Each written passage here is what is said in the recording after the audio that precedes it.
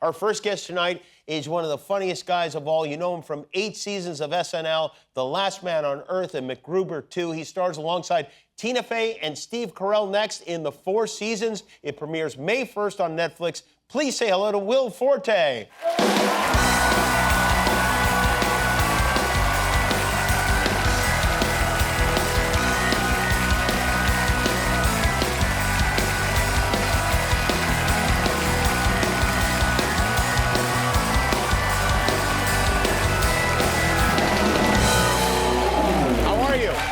I'm doing great. How are you? I'm good. I was thinking maybe you and I should take a little trip to Queensland to double date some twins. That video It's something else, isn't it? Amazing. I was talking to the audience during the commercial break, and at one point I was like, oh, this has to be a put-on. Like, they must be reading from the script. And I was like, oh, wait, no, they don't know what questions I was going to ask them. They can't be reading That's from the unbelievable. My favorite thing is that I was watching it. I mean, it's going all around the internet. Yeah, so right. I was watching it today with our nanny, Sahar, and we get to, like, toward the very end of it, and she said, are they twins? I was like, yeah, I think so. I feel like you revealed something. We have a nanny together. Your nanny is your nanny with your wife for your children. Last time you were here, you were a newlywed. Now you have 2 kids, right? 2 kids. They're on my socks. You keep the kids on the socks. That is that's Zoe, nice. and that's Cecilia. Oh, there we go. Little sweeties. Now, your nanny knows they're not twins, right? I don't know. I haven't asked her. How old did you say they're? 4. Zoe's 4, and Cecilia's 2.5. So they're preschool age. Are they in preschool? They are in. Well, one is in preschool. Cecilia's about to join her at the same place. Preschool. And we just had spring break. Nice. And so we took a little family trip out to Maui with our close friends, John Solomon, wonderful co-writer of MacGruber, and his wife Alexis, and Russell and Sam, their kids. Oh, that's fun. Oh, they have kids. That's really important to have kids of the same age. And how did the kids behave on the flight over to Hawaii?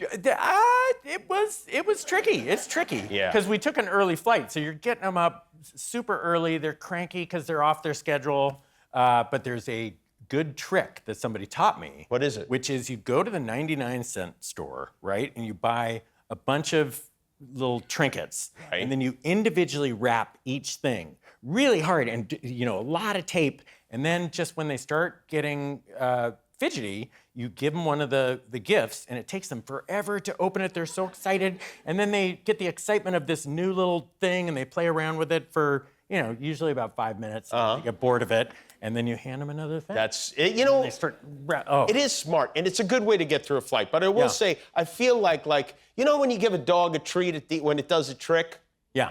It may have that effect where they're like, oh, if I misbehave, I'll get a little present. That's true. Yeah. That's true.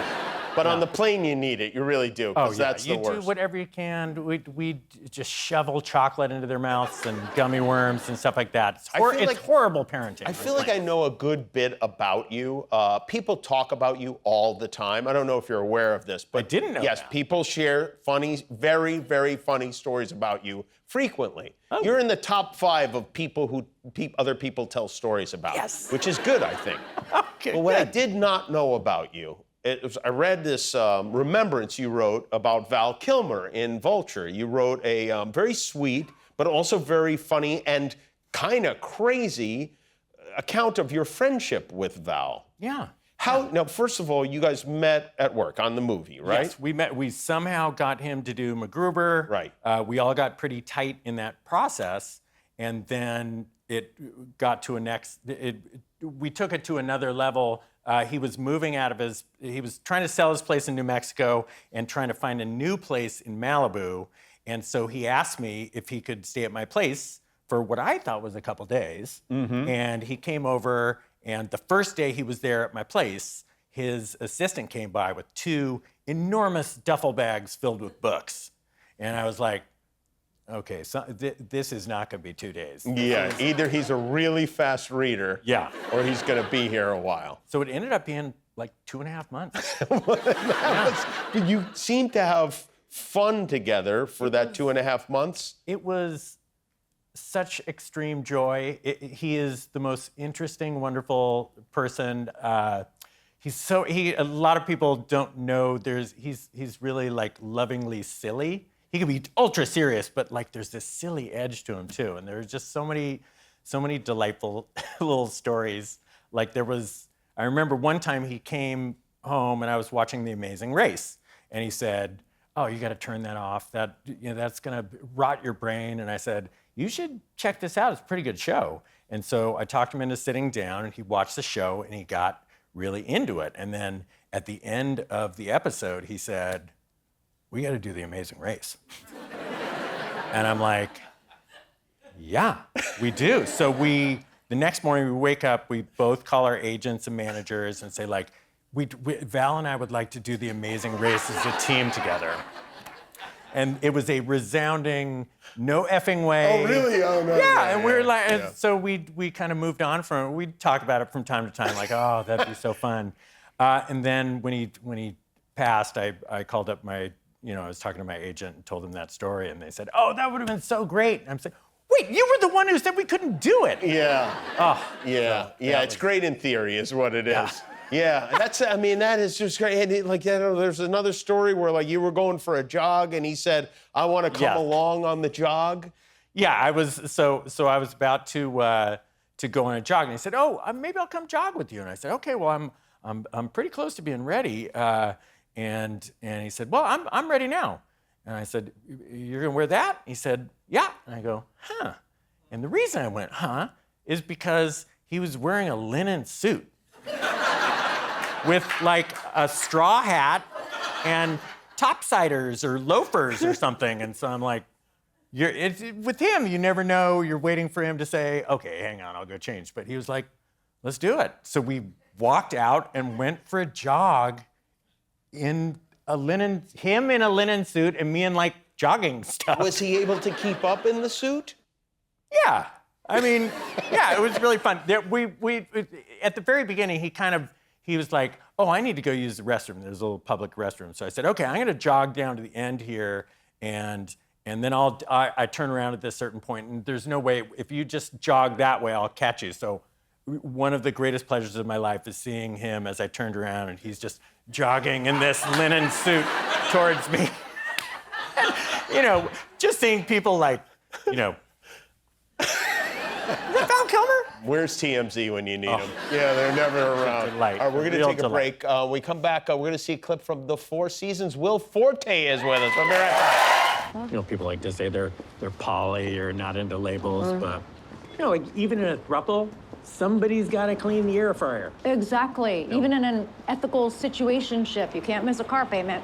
Yeah, it's like those guys that say, "Well, we're not gonna have a wedding. We're just gonna get married and then have a party." It's like, yeah, dude, it's literally that's what a wedding, is. dude. Yeah. That is Will Forte and Tina Fey in the Four Seasons, which you can see on Netflix starting May 1st. This is based on an old movie, right? A movie? Yeah. Alan Alda wrote and directed it in 1981, movie of the same name, Four Seasons. I didn't realize Alan Alda wrote that movie and directed that movie. Yes. Did you get to meet Alan? I did. You did? It was so exciting. He came, I don't know if there's okay, I'm gonna avoid a spoiler. Okay. But yeah, he came to the set to visit. He's not in the show. Okay. And yeah, we all got to meet him, and I wasn't even in this scene, so everyone just, when you get a chance to meet I've never Alda, met you Alan take it. Alda. I would like to. That's one of the guys I would very So much like sweet. to meet. And Carol Burnett was in that also, Yes. as I recall. Yeah. Now, you guys, and it takes place, this, as I understand it, over 4 seasons. Yes. Which there are only 4. Yes. You and Tina are involved, which must be... We're married. We're a married couple. You're a married Yeah. couple. This must be a little bit weird for you, because you've known Tina for how long? Like 23 years. Okay. Yeah, we started working at SNL at 2002 together. Or I started there. She was already there. And then to play husband and wife, is that strange? It's because your relationship is a certain thing, and then you're like, oh, now I gotta, I know her husband and her whole family, and now we have all these kissing scenes and stuff. Right. And it's just a different type of, it's a weird thing to kiss your friend. It's an you know? experience, yeah, that I don't think anyone other than actors are the only ones who have that experience. Yeah. Like no one else in the world has that, unless they're swingers or something Yeah. like that. I mean, it's an HR situation. It is, for a it's lot of people. definitely. Yeah. And Tina is like, what is the dynamic of your relationship with Tina? Well, I mean, so when I came in, she was the head writer, so I just Right. always revered her. I looked up to her, and she was kind of like a boss at both there and at 30 Rock. So it's you know, it just takes. It's just a weird thing. But then you think, oh, the flip side is like, it's weird to kiss somebody who's a complete stranger too. Like if That you've is never true. met somebody. Is it less weird? I think it's less weird to kiss people you know, and it's like, Oh. you know. And by the way, she's has very fresh breath and is a great screen kisser. Good. But like, yeah, I looked back. I started thinking back to like the different people that I've kissed, and most of like Rachel Dratch, who was a great friend, and like I've had a pretty wild sex scene with Kristen Wiig, and the wildest thing I ever did with a longtime friend was a crazy sex scene with Maya Rudolph.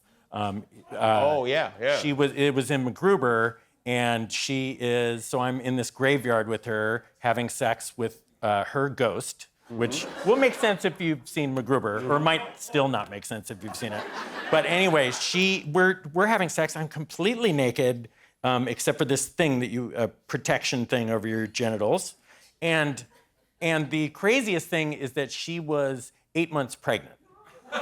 So, you know, I'm having to like just thrust away into I know how it essentially works. I've like done her it. baby, and it was just weird. But then, you know, at a certain point, they do just certain different angles, and they need to give her a break because it's uncomfortable for anybody, the position she was in, but like especially an 8-month pregnant person. So Yeah. then a complete stranger came in, and I had to do the same thing with somebody I didn't know at all, and that's very weird. I heard you do some breakdancing in this show as well. Are you I a do. good breakdancer? I'm not. You're not. I Would am you do horrible. a little? I know it's a horrible thing to ask at the last moment, but can you show us your Yes, breakdancing? I do a move. I haven't done this since the day, so Okay. it was okay.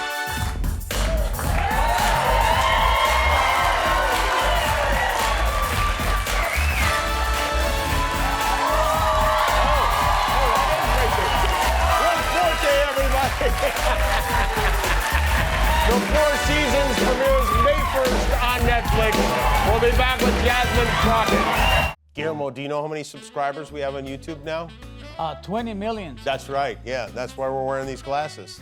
Thanks for being a subscriber. If you're not, help us get to 20,000,001.